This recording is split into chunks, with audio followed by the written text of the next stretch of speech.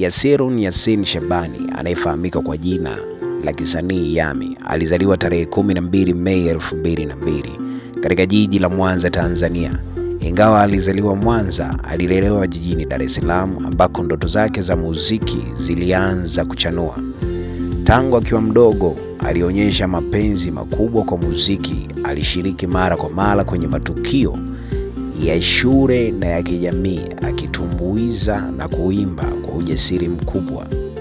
Huo ulikuwa ni mwanzo wa safari yake ya kisanii.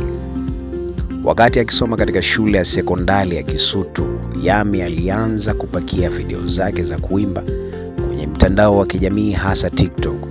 Upekee wa sauti yake na hisia alizoweka kwenye uimbaji uliwavutia watu wengi, na ndani ya muda mfupi alijikusanyia mashabiki wengi waliotambua kipaji chake.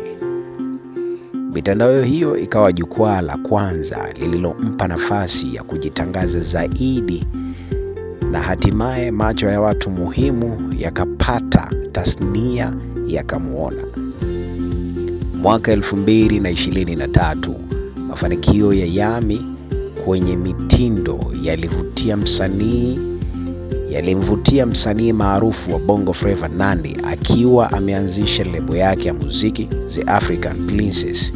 Mnamo tarehe 19 Januari 2023, Nandy alimchagua Yammy kama msanii wake wa kwanza na kusainiwa rasmi katika lebo ya The African Princess. Hii ilikuwa hatua kubwa ya Yammy, kwani ilimpa fursa ya kufanya kazi kwa kitaalamu zaidi chini ya mwamvuli wa msanii aliyekomaa.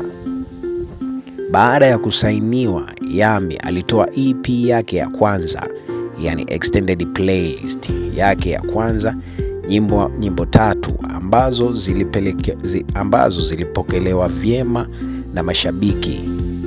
Nyimbo ya kwanza ilikuwa Namchukia, nyimbo ya pili ilikuwa Napendezana, nyimbo ya tatu ilikuwa ni Hanipendi. Nyimbo hizi zilionyesha ubunifu wake na uwezo wa kushirikisha hisia halisi katika muziki. Yammy anajulikana kwa mtindo wake wa kipekee wa muziki unaoitwa baibuda, mchanganyiko wa taarabu na Bongo Flava. Uwezo wake wa kuimba kwa sauti tamu yenye ladha na hisia pamoja na mitindo ya kisasa umefanya apendwe na mashabiki walika tofauti. Ingawa bado ni mchanga katika muziki, Yammy tayari ameanza kupiga hatua kubwa. Ameonekana kwenye majukwaa makubwa, amepewa mahojiano ya kitaifa, na muziki wake unasikika ndani na nje ya Tanzania.